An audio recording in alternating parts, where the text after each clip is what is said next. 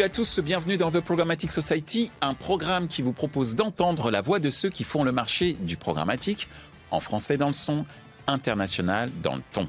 Avec pour partenaire média, The Media Leader 100% Média et pour partenaire opérationnel, CheckSub. Ce contenu est accessible également en podcast sur les principales plateformes d'écoute. Aujourd'hui, nous avons une émission très spéciale consacrée au fameux baromètre du programmatique pour le premier semestre 2023. Vous vous demandez sûrement quels sont les chiffres à retenir, quels défis nos chers acteurs du programmatique ont-ils dû affronter et comment les ont-ils surmontés? Et bien sûr, qu'est-ce qui bouillonne dans la marmite technologique? Quelles sont les innovations et les formats publicitaires à guetter? Et enfin, que nous réserve l'avenir pour le prochain semestre? Pour répondre à toutes ces questions brûlantes, nous sommes honorés d'accueillir un expert en la matière, Philippe Framzel, membre de la commission programmatique de l'Alliance Digitale. Allez, sans plus attendre, lançons-nous dans cet océan de découvertes programmatiques. Bonjour Philippe. Bonjour Michel. Alors, tu viens ici en tant que président de la commission programmatique de l'Alliance Digitale. Effectivement. Pour que l'on puisse commenter ensemble, et surtout toi, le baromètre du programmatique du premier semestre 2023. Alors déjà, première question, avant de parler de cette première question, c'est ta première fois sur The Programmatic Society, donc merci. Première question, quels sont les chiffres clés du baromètre programmatique pour le premier semestre 2023 ? Alors, avant de donner les chiffres, j'aimerais revenir sur la méthodologie qu'on emploie pour ce baromètre. Ce qu'il est important de noter, c'est que ce n'est pas un baromètre qui se veut exhaustif. Il est basé sur un échantillon qui est très représentatif en fait, du marché français, mais il ne prétend pas à l'exhaustivité, ce qui veut dire que sont exclus de l'étude du baromètre tout ce qui est walled garden, donc Facebook, Amazon, toute la partie search, toute la partie également vidéo de Google, YouTube. Il n'y a pas non plus tout ce qui est chaîne télé. Donc en fait, on a un périmètre qui est large, mais où il n'y a pas ces acteurs. D'accord.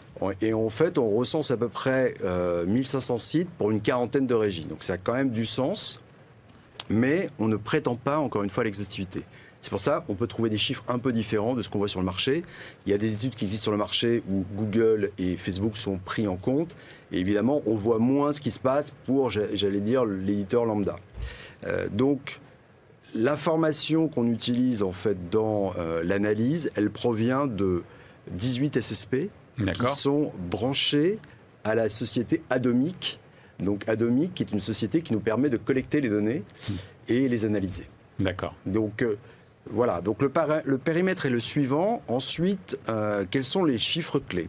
Alors les chiffres clés, on a décomposé en fait notre analyse entre le display, la vidéo, donc la vidéo c'est outstream, mainstream, tout ce qui a trait à la native, donc native on va voir texte plus image, et également tout ce qui est audio. Et en fait ce qu'on constate, c'est que sur la partie qu'on va qualifier de display, donc le display reprend tous les formats un peu classiques, mégaband, rectangle, habillage, on est à moins 12%. Ouais. Donc c'est une baisse très sensible, sachant qu'on est également à moins 12% en termes d'ICPM. Donc on a une baisse des revenus et une baisse en fait du CPM, du prix acheté.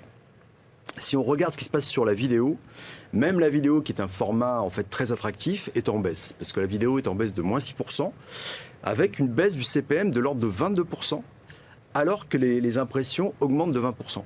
Donc en fait, là aussi, on voit qu'il y a moins de demandes. Les éditeurs ont créé de la vidéo et finalement, il y a moins de demandes à un moment donné.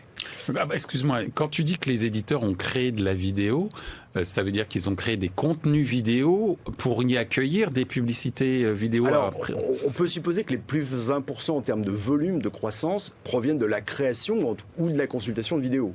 Mais on pense qu'il y a un peu des deux. C'est-à-dire qu'on sait très bien que beaucoup d'éditeurs, en termes de stratégie, se sont dit, la vidéo, c'est 40% des revenus du programmatique, il faut qu'on crée de la vidéo. Donc là, on voit bien qu'on a une baisse de la vidéo en termes d'ICPM, en termes aussi de revenus, alors que l'inventaire vidéo progresse. D'accord. Et pour revenir sur le chiffre du display, tu peux revenir dessus, c'est moins 12%. À quoi tu pourrais l'attribuer ? Alors, l'étude ne donne pas l'analyse exacte des moins 12%, on peut faire des supputations. Allons-y. Dans les supputations, il y a évidemment le contexte économique. On voit bien que le contexte mondial ralentit, en fait, l'économie ralentit. On voit que la croissance en France, elle est en berne, moins de 1%. On sait que les entreprises ont plus de mal à produire parce que, en fait, il y a les coûts des matières premières qui sont là, donc ça veut dire une hausse des coûts qu'ils ne peuvent pas forcément répercuter donc, aux consommateurs. Donc on peut supposer qu'à un moment donné, il y a une volonté de reconstituer les marges pour les entreprises. Il faut qu'elles coupent une partie de leur budget, et les budgets qui peuvent être coupés, c'est facile de toucher évidemment à la publicité. Et donc je pense qu'on coupe un peu la publicité partout, y compris sur le digital. Très bien. Tu voulais rajouter d'autres choses sur les chiffres clés pour ce premier semestre ? Ce qu'on peut noter, c'est l'audio. L'audio fait une percée très intéressante puisqu'on est à plus 41%. Et on a fait une émission sur l'audio il y a 2 semaines. Il y a 2 semaines. Donc effectivement, l'audio, on voit que ça croît en flèche. Et donc ça, c'est un élément intéressant. Alors, peut-être ajouter un point sur qui baisse en fait grosso modo dans ce segment. En fait, on a tout ce qui a trait à la finance qui baisse. On a également tout ce qui a trait au CPG qu'on appelait historiquement les FMCG, donc tout ce qui est l'alimentaire, la grande consommation. Et donc ça, c'est un élément important, alors qu'on voit que tout ce qui a trait au retail a tendance à augmenter. Donc, on voit bien que les industriels qui produisent, investissent moins. Et justement, par rapport à ces chiffres, est-ce qu'il y a des défis particuliers que les acteurs du programmatique ont rencontrés durant ce semestre et comment ils pourraient les surmonter ? Peut-être qu'on est encore dans l'ordre de la supputation, mais si tu as des recommandations ou en tout cas une intuition, c'est intéressant. Les défis pour l'éditeur, tu entends ? L'ensemble des acteurs, que ce soit les éditeurs, même pourquoi pas aussi les acheteurs, dans le sens où au contact de ces mêmes acheteurs, peut-être qu'il y a des attentes qui ne sont peut-être pas suffisamment bien adressées par les acteurs qui composent ce baromètre. Alors les défis, c'est dans évidemment la manière d'acheter. Aujourd'hui, ce qu'on peut constater, c'est que l'open reste dominant. Mais on a vu une évolution assez importante du programmatique garanti qui s'est développé au détriment des private deals et des preferred deals. Ok. Donc on voit que cette partie-là a tendance à baisser. Et ce qu'on constate également dans l'innovation, et ça peut être une piste de développement pour pas mal d'acteurs, c'est la montée en puissance des curated deals. Donc les curated deals, je vais peut-être revenir sur la définition. Donc je vais prendre un exemple. Imaginons qu'on ait envie de faire un deal sur Le Monde, Les Échos et Société.com. Eh bien, c'est 3 sociétés différentes. Donc il faut faire 3 deals. On a des acteurs qui sont généralement des SSP qui nous proposent de faire le lien en fait et d'être l'interlocuteur pour proposer un deal sur les 3 sites. Et donc, évidemment, pour l'acheteur, c'est beaucoup plus simple puisqu'il n'a pas 3 régies à solliciter et il a un seul deal. Et donc là, on voit une montée en puissance très très forte des curated deals parce qu'il passe de 3% quasiment à 5%. D'accord. Donc c'est une croissance très très importante et on voit que c'est dans l'air du temps alors que tout ce qui est private et preferred a tendance à décliner. Ça voudrait dire quoi en termes de recommandations auprès des acteurs pour surmonter ces fameux défis de baisse? Donc tu donnes une première réponse, c'est le curated deal, mais est-ce que j'allais dire que ce curated deal, il est plutôt fait par l'acheteur de par ses outils ou par l'intermédiaire des partenaires technologiques comme les SSP? Alors l'acheteur ne peut l'acheter que s'il a été créé par le SSP. Donc en fait, il faut... C'est bien de le préciser. Il faut que l'éditeur accepte que un SSP lambda propose des curated deals sur son inventaire. Voilà. D'accord. Donc, quelque part, il se défait d'une relation où il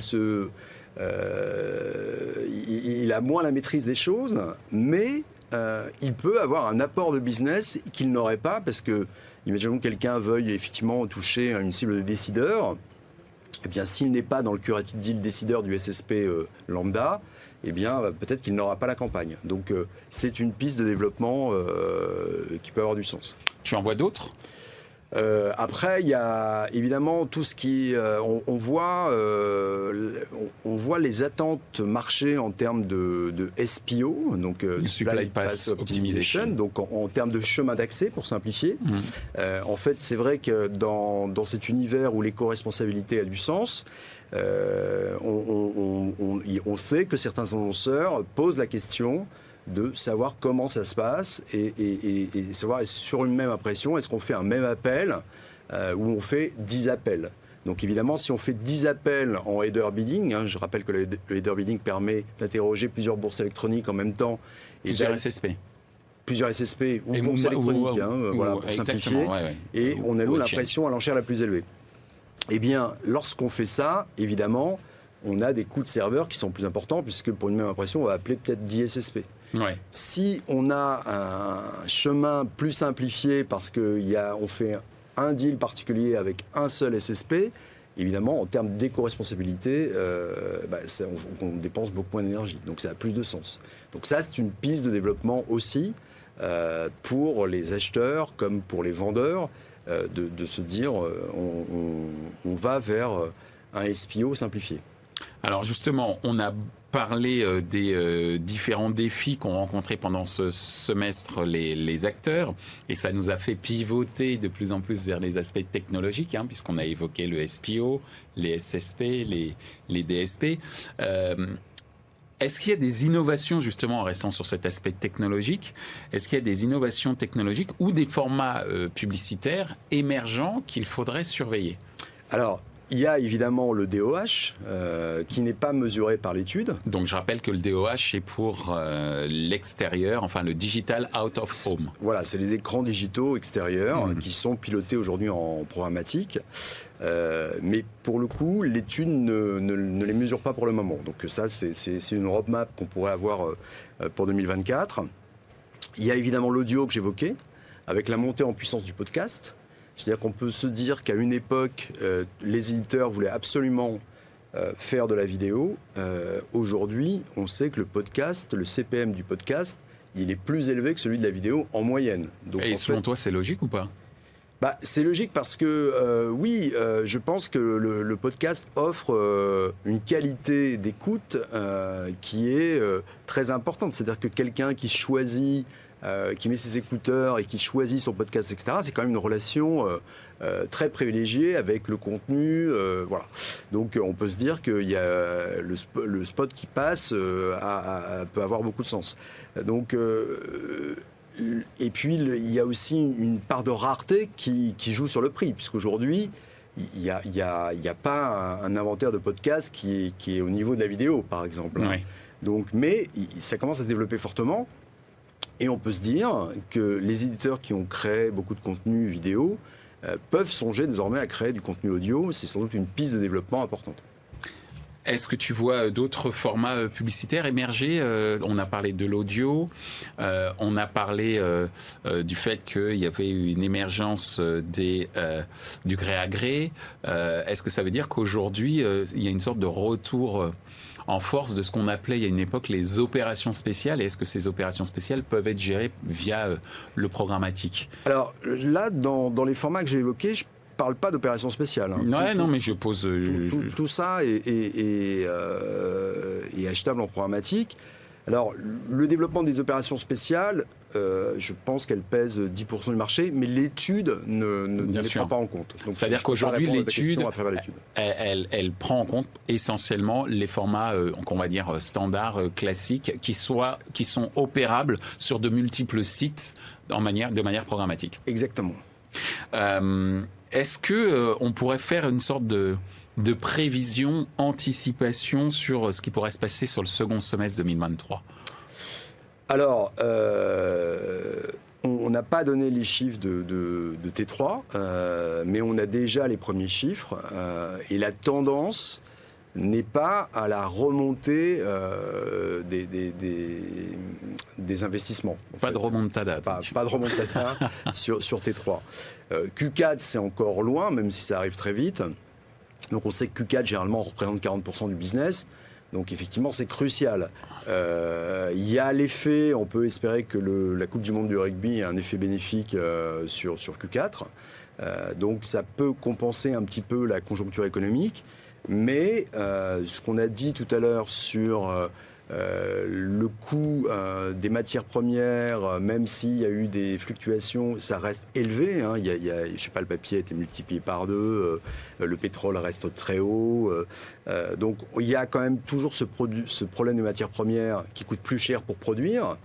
Donc après l'incapacité quand même de la même manière à répercuter sur le consommateur la hausse des prix, parce qu'on ne peut pas faire croître de 40% un prix sur un paquet de biscuits ou sur une plaquette de chocolat, pardon. Et donc on risque d'être dans un scénario très proche de ce qu'on a vécu au premier semestre. On n'a pas d'indicateur suffisamment fort aujourd'hui qui pourrait nous faire pencher la balance autrement.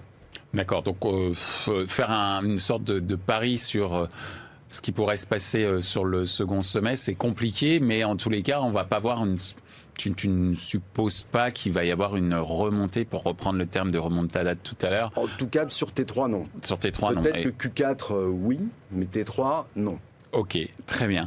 En tout cas, merci beaucoup Philippe. Est-ce qu'il y a des choses que tu souhaites relever ou rajouter par rapport à ce que tu as pu voir sur ce baromètre? Je retiens la curation qui est très important. Je retiens le fait que la vidéo, bien que ce soit un format qui intéresse, en tous les cas, a vu une chute, hein, si j'ai bien compris, au niveau des CPM notamment, et que même les CPM sont plus faibles en vidéo qu'en audio, hein, c'est ce que tu as évoqué tout à l'heure. Est-ce que tu vois d'autres éléments saillants qu'on n'aurait peut-être pas évoqués? Alors après, il ne faut pas enterrer la vidéo. Elle reste quand même très importante hein, dans le pré-roll, donc l'in-stream ou la out-stream, ou l'habillage vidéo. Ça reste des volants importants de demande. Donc c'est vrai qu'on a parlé des nouveaux formats, l'audio avec le podcast ou le DOH. Mais voilà, historiquement, hein, la vidéo représente 40% du marché en valeur, ce qui est un élément très important. Merci Philippe. Alors, comme tu le sais, dans cette émission, nous avons un partenaire qui est The Media Leader 100% Média. Et c'est donc le moment de la fameuse question 100% Média.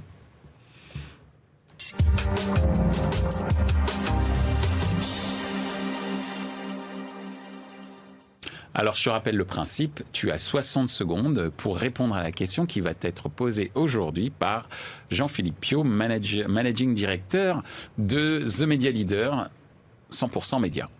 Jean-Philippe, c'est à toi. Bonjour. Le dernier baromètre du programmatique publié par l'Alliance Digitale montre une évolution assez différente en fonction des leviers. Si on se place d'un point de vue plus prospectif, quels sont les leviers qui, selon vous, vont tirer leur épingle du jeu dans les années à venir? Merci. Alors attention, je vais donner le top chrono avant que tu répondes. T'es prêt? Je crois que t'es prêt. Allez, top chrono. Oui, on l'a en partie évoqué. L'audio, évidemment, on va tirer son épingle du jeu. Je pense que les podcasts, c'est pas très compliqué à produire. Et donc, il va y avoir un volant audio très très fort. Et puis, on voit se développer quand même le DOH. Donc là, on n'est pas capable de le mesurer pour le moment. Mais au-delà de la vidéo qui va rester très élevée, on peut se dire que l'audio et le DOH sont les formats de demain, oui. Eh ben, en tout cas, merci beaucoup, Philippe, d'être venu pour Je t'en prie. Commenter les principaux chiffres du baromètre programmatique du premier semestre 2023. C'était une première pour toi. J'espère que l'expérience a été bonne. En tous les cas, les informations que tu nous as données ont été précieuses et ta vision sur l'évolution du marché pour le prochain semestre et les années à venir était également très intéressant. Donc merci à toi pour t'être déplacé jusqu'à nous. Je t'en prie. À bientôt. À bientôt. Ainsi s'achève cette émission consacrée au baromètre du programmatique. Ce contenu est accessible en podcast sur les principales plateformes d'écoute. Merci à notre partenaire média 100% Média et à notre partenaire opérationnel pour la traduction et le sous-titrage via intelligence artificielle, CheckSub.